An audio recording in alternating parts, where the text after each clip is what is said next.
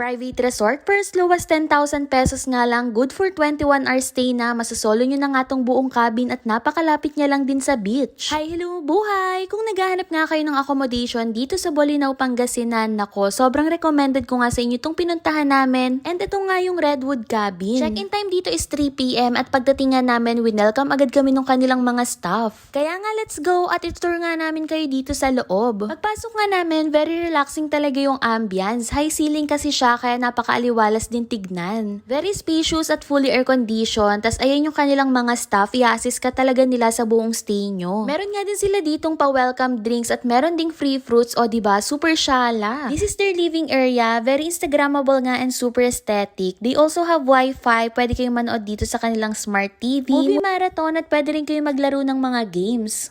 Perfect for big groups nga pala tong buong cabin at kaya nga nitong mag-accommodate ng up to 25 packs. Then ito naman yung kanilang indoor dining area. Tas dito naman sa kitchen, pwede nga kayong magdala ng food dahil pwede rin kayong magluto dito. Malawak nga din dito sa space na to at meron nga din silang ref at kompleto na rin sa mga kitchen at dining utensils. Tas meron din silang oven, 3-burner gas stove, may microwave, rice cooker, coffee maker, water dispenser, meron na ring mga basic condiments at free coffee. Dito naman tayo sa labas, guys, meron nga din sila ditong mga tables and chairs. Pwede rin kayo dyan kumain. Tapos meron din sila ditong videoke area. And ito na nga yung pinaka-exciting part, yung kanilang napakagandang swimming pool. Super lawak nga niyan, guys. May adult pool, kiddie pool, meron ding pa-falls, kaya naman super nakaka-enjoy talagang mag-swimming. Marami nga ding puno sa paligid, kaya naman very relaxing din talaga yung ambience. May free use nga din pala ng mga floaters and life jacket. Tapos dito naman sa side, meron sila ditong ihawan. Tapos andito rin yung kanilang CR. Masarap nga mag-picture dito every corner, tas meron pa sila ditong balcony. Masarap nga ding tumambay dito dahil maganda yung view, presko yung hangin, tas very spacious nga din siya. Meron nga sila ditong 3 bedroom. Yung first bedroom is merong 2 double deck at meron din siyang pull out. Parehas nga lang sila ng second bedroom at kaya mag-accommodate ng bawat bedroom ng up to 8 packs. Located nga siya sa may first floor, tas meron din common CR dito. Then yung panghuling bedroom nga is andito sa may second floor, guys. Ito nga yung kanilang master's bedroom. Ito nga yung pinakamalawak sa lahat, meron din siyang sariling CR, isang queen size bed, fully air condition at guys, napaka-comfy nung kanilang kama. Meron ding TV, sofa at nako-convert siya into sofa bed. And guys, kung hindi nga kayo mahilig magluto like us, umorder na lang kami ng food dito sa Zilia's Grill House at located lang siya dito sa may tapat ng Redwood Cabin. Masasarap nga yung food nila dito, guys, at dito kami nag-lunch and dinner. Meron sila ditong mga bilao seafood. May iba't ibang uri din ng pizza tulad ng seafood and sisig pizza. And for the dessert nga, meron din sila ditong napakasarap na halo-halo. Yung breakfast naman na in-order namin is pinadeliver namin dito sa cabin at dito nga kami kumain sa may poolside. At kung naghahanap pa nga kayo ng ibang transient house, meron din dito, same lang sila ng area. Ito nga yung balay ni Baeng. This is a modern bahay kubo na kompleto rin sa mga gamit at meron din siyang 2 bedroom. By the way, hindi nga pala beachfront itong Redwood Cabin pero 3 to 5 minutes drive lang siya, as in super lapit lang niya, guys. Abangan nyo nga yung next vlog ko sa full itinerary namin dito sa Bolinao, Pangasinan. By the way, ito nga pala yung rates and details ng Redwood Cabin. Kung gusto nyo nga mag-book at mag-inquire, pwede kayo mag-message dito sa kanilang Facebook page. So, ayun guys, hanggang dito na lang. Paalam, bye-bye, babush!